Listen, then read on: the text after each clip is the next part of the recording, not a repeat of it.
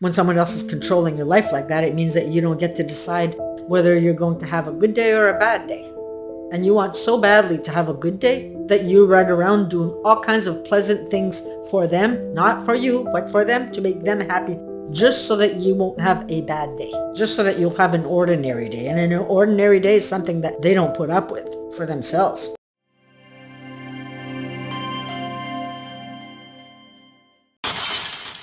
Hi everybody. Today I would like to talk about the signs that you may be dealing with a narcissist. The word narcissist derives from the Greek mythology of Narcissus, who was a hunter born of a nymph mother who sought out a blind singer one day, who told her that her son would live a long life provided that he never recognized himself. Now the villagers, they loved and admired him for his beauty, so perhaps the reason that he died after seeing his reflection is representative of his seeing the truth. Maybe he was made self-aware of who and what he was, because some state that he killed himself. Now other books state that he pined away, which means to become weaker and to become thin. But regardless as to whether Narcissus was in love with self before or after seeing his reflection, it still remains that he was completely self-absorbed and in love with self, and that his view of the world was that everybody else was beneath him. And we see that in the part of the story where Echo finds him in the woods and is so impressed and enamored by his beauty, where she runs over to him and hugs him, or tries to anyway, where he pushes her away and he rejects her. And according to the story, the rejection was quite harsh. So perhaps the moral of the story is that he became weak and he perished, because men cannot live on bread alone. Human beings need one another for survival, and if we push people away all the time, we will wither away. Narcissists, they feed off of our energy, and at some point, we do end up rejecting them and walking away, where they end up withering away. That's what we call narcissist collapse. Because narcissists especially need our energy for survival. It does beg to differ that Narcissus killing himself after seeing his reflection could be indicative of how deep the wound of a narcissist is and how important it is to protect their illusion, because self-awareness could possibly kill them. It might be too much for them. But what about our own delusions? We too can have our own delusions when looking at our reflections. We look in the mirror and we see things that aren't there. We look in the mirror and we see this horrible person. And we see a person who is undeserving, incapable, ugly, unlovable, and guilty. Yet our friends look at us and they see compassion. They see a lovable person. They see somebody who's capable, somebody who's kind. And they see a beautiful person. But now take the narcissist and reverse those seeing qualities. And what they see when they look in the mirror is strength, beauty, perfection, and intelligence. When what others see is immaturity, self-absorption, a person who's lazy, and a person who's cruel. And of course, they don't want to see those horrible things about themselves. This shame wound is so deep for them that they've built this really, really hard core of delusion. And when I say hardcore, that core is so hard that nothing can penetrate. They'll die before admitting their flaws. There's no way that they're willing to see anything else that they choose that. And it seems so hard for us to understand that someone would create such a persona, but I just demonstrated to you your own delusion. When you yourself look in the mirror and really believe those awful things about yourself that just are not true. And of course, the difference between you and them is that you would change it because it would serve you. But for them, choosing to keep the delusion is what serves them. Sadly, though, they are not those delusions. They are not strong. They are weak and they are scared. I mean, take a look at comedies that we see in movies sometimes, where we see the actor who has zero confidence dress up in outrageous costumes, believing that they look really great and have it all together. And they walk into a space like a party like they're king or queen, thinking that everyone is looking at them and admiring them. But meanwhile, people are staring because of how ridiculous that they're presenting. And you can see a glimpse of that with Howard on the Big Bang Theory. He acts like he has it all together. He can get all the women that he wants, but then you see a glimpse of him returning home alone, feeling like a loser. Momentarily, of course, because you see him repeating the same patterns every time he gets a chance. Now, I'm not saying that Howard would be a narcissist, but probably have a high level of narcissism. We all have some level, but it's just to demonstrate the delusion behind the fear. But then you look at Sheldon himself on the Big Bang Theory, and there's no question that he's a narcissist. But his insecurities and fears are so far tucked away that he literally doesn't see it. And that's what you are dealing with. And of course, not everybody portrays like Sheldon. There are different types of narcissism, and different types can blend into other types. For example, you have the overt and the covert on opposite sides of the spectrum, yet both are void of compassion. Both are ignorant to the idea of self-awareness, and both lack self-confidence. And in their shame and insecurities have created a more desirable image of themselves in order to cope with what they can't cope with. The overt wants to be in the spotlight, but contrary to what we think when we look at the covert, the shy person, they too would love to be in the spotlight, but they choose not to, because drawing attention to themselves might get them in a situation where they might get humiliated, embarrassed, or challenged in a conversation. And the thought of possibly being seen as less than perfect, that would be unfathomable to them. Now, the overt will be loud publicly and shout out whatever the heck they please without caring who it hurts, where the covert will be passive-aggressive, but is going to behave overtly with you behind closed doors. Most of the time, though, the covert became covert and shy due to the parental dominance of the caregiver, who would have had the attitude of, how dare you talk back to me? They would have been obliterated had they tried to defend themselves. Then there is the us and them. The very thing that made the narcissist self-absorbed and the codependent other-absorbed are the same primary conditions needed in order to survive in the world went missing in their upbringing. Number one, secure attachment. Growing up, we needed to feel safe. We needed to feel that being our authentic self was okay and without judgment. We needed to feel that it was okay for us to turn to our caregivers and talk about our fears and our dreams. But if they were unavailable, intentional or not, we didn't get that. Number two, boundaries. Healthy boundaries is something that we needed to be well equipped for the journey ahead called life. I mean, lots of parents teach their children to be polite and always be nice, which is nice to share everything that we have and to be respectful of the boundaries of others. Yet they fail to teach them to say no and to stand up for themselves. And unfortunately, without a strong set of boundaries strapped to our backs, resentment grows. The codependent will shut it down and fawn, while everyone else steps all over them. The narcissist, however, will fight and bully. They'll bully everyone that they can safely bully, because they say, I'll get you before you get me attitude for their protection. Number three, the third thing that both the codependent and the narcissist needed to be healthy was to understand emotions, to have emotional intelligence, so that they could decipher the whats and the whys of what they were feeling, to learn how to self-soothe, so that they can feel safe in an unsafe world, so that they can manage their stress levels and deal with life's hardships and surprises, and also so that they can make proper decisions in life. Number four, acknowledgement. That one is such a big one. We need the proper acknowledgement in order to detach from our caregivers and fly on our own. We need to be prepared. Acknowledgement is needed for the crying child, to let them know that it's okay to release emotions, and then they have the right to have them. Without acknowledgement, a child remains attached to the energy of the caregiver and chooses the same energy in future relationships, because they're still waiting for permission to move forward. They need the acknowledgement. The child can't move forward without it. They need to know that it's okay to cry, that it's okay to laugh, that it's okay to try, it's okay to dance, and it's okay to have wants and needs.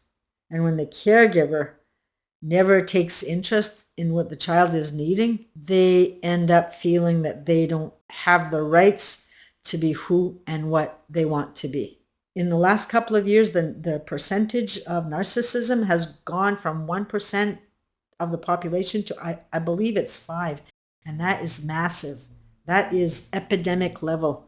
And given that, this isn't just researching narcissism to see if your partners are narcissists here, but to assure that you're not bumping into these unfortunate experiences ever again. And if you do, you'll know how to handle it.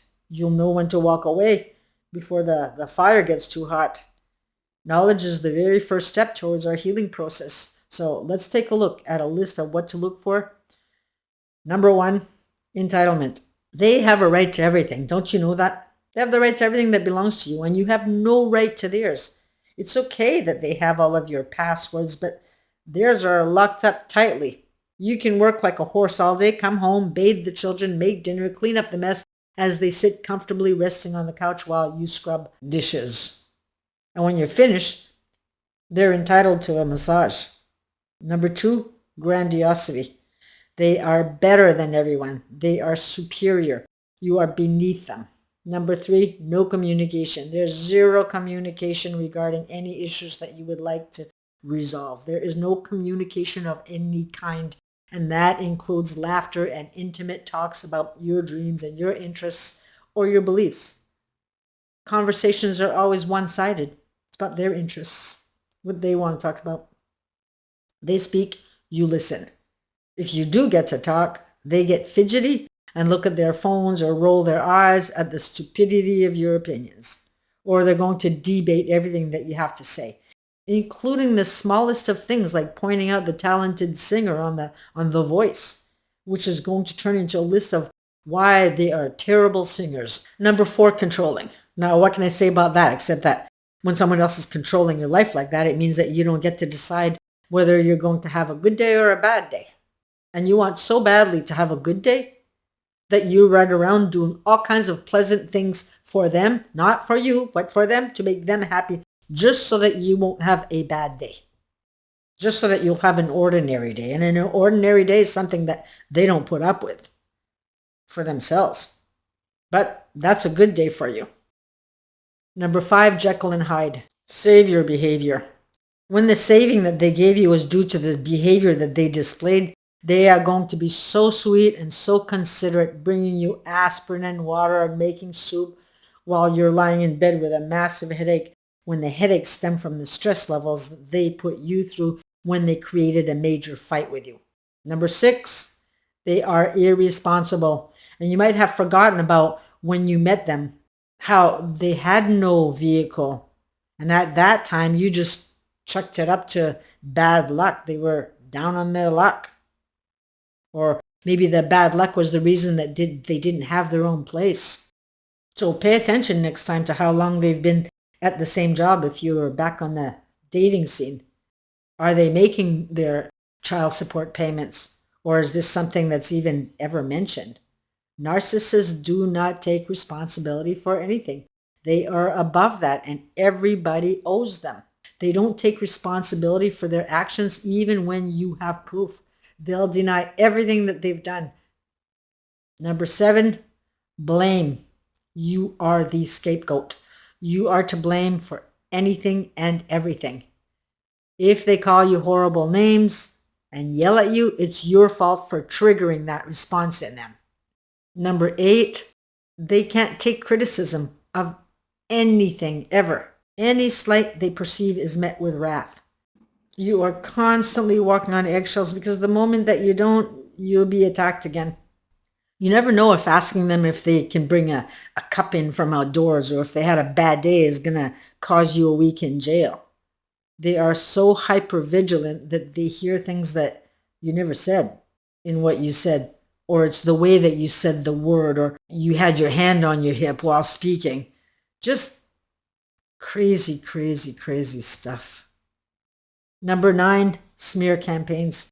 They're going to talk about you behind your back, and many times it's even before the relationship even goes south. A lot of them do this from the get-go, from the very beginning, because they know that one day the relationship will eventually end, and they want to assure that they're going to come out smelling like a rose when it does end. And what's more is they're going to do it covertly, such as she or he is really nice, but I think that they have some serious issues in the past, so I'm going to try to help them with that. Or I really love them, but they have these insecurities. They get really jealous, and sometimes I get a bit worried about the temper, but it's probably nothing. And this is a setup to gather flying monkeys. You may even have noticed that from the very beginning, none of their friends, they really seem to not like you. Number 10, fantasies about their specialness. Some are going to go so far as to believe that they are the chosen one, or perhaps the helicopter flying over the house is probably looking to investigate them. They're so important. They might have fantasies about being a rock star or being a genius, and then everybody sees them as holier than holy, and they might want to bow down to their lords. 11 is arrogance, the shaking of the head and disbelief of what you're saying, the rolling of the eyes, the not letting you make any decisions because they always know better than you. Number 12, they can send you out to war in the cold, and yet they are the victims. They're going to get fired for being so difficult to work, yet they're the poor victim that was being treated so horribly and never acknowledged for all the wonderful things that they've done. Number 13 is rage. Hissy fits of rage. They will scream and jump and punch walls and break things when things don't go their way. Number 14, gaslighting. I never said that. That didn't happen. All designed to make you question or frustrate you to the point where you lose your patience. And now, see how you've become unhinged? You need help. And we often find ourselves recording the conversations because they're always telling us that they never said this and they never said that. And gaslighting can also look like making things up to take you off your game or to make you look like a fool. And an example, you could be in a store and they might whisper to you that the people behind you were staring and laughing at you a while ago when they weren't. I know that happened to me. 14 is word salad. Oh boy. These circular conversations that go nowhere. Nothing ever gets resolved as they continually deviate from the subject at hand into other directions in order to steer you away from resolving the issue that you're trying to resolve. 16, baiting. When they need a fix of supply, they will unleash their rage on you. They're going to find all kinds of ways to make you feel uncomfortable. It can be walking in the house with a stern look and telling you that nothing's wrong when you ask. And you find yourself feeling uneasy because you know it's coming. You know there's a landmine somewhere, and now you're walking on eggshells, and they'll try everything to provoke a fight. And it can be leaving their things all over the house, leaving messes, waiting for you to say something so that they can attack.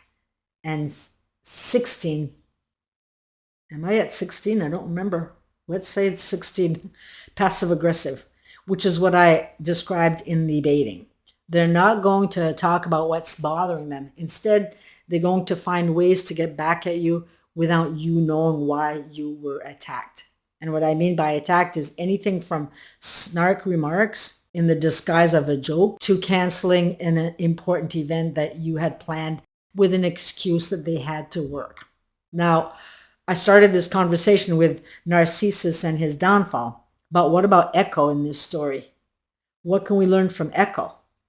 Because the story suggests that Echo had been cursed and could only repeat the last two words that she heard. That's why they call her Echo. And the story also states that she also withered away after being denied the love that she so longed for from Narcissus.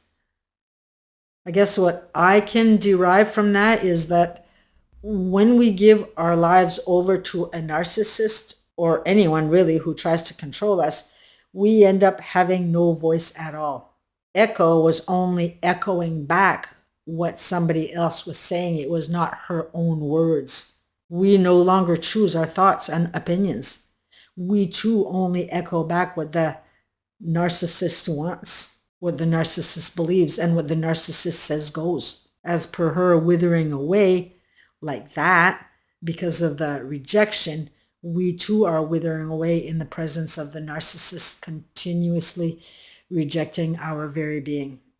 So with that in mind, take this information and pay attention to the behaviors of others. And remember, these are not things that anybody should enjoy. I leave you with that, and we shall see you in the next video. Bye for now.